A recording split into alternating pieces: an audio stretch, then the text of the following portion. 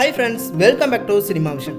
இசைஞானி இளையராஜா அவரோட ஃபர்ஸ்ட் சிம்போனியை லண்டன்ல மிக பிரம்மாண்டமாக நடத்தி நம்ம இந்திய நாட்டுக்கே பெருமை சேர்த்தி கொடுத்தாரு.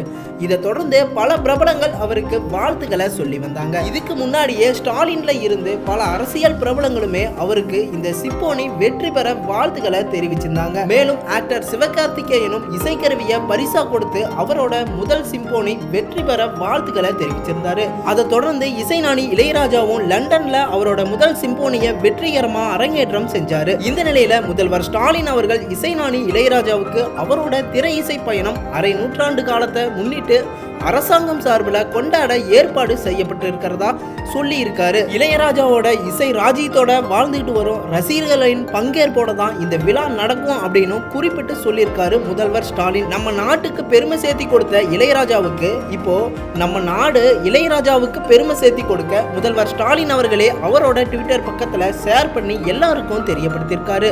மேலும் இளையராஜாவை பத்தி உங்களோட கருத்துக்கள் என்ன அப்படிங்கறத கமெண்ட் பாக்ஸ்ல கமெண்ட் பண்ணுங்க. இது போன்ற ட்ரெண்டிங் அப்டேட் நியூஸ் தெரிஞ்சுக்க சேனலை சப்ஸ்கிரைப் பண்ணிட்டு பெல் ஐக்கனையும் கிளிக் பண்ணிக்கோங்க.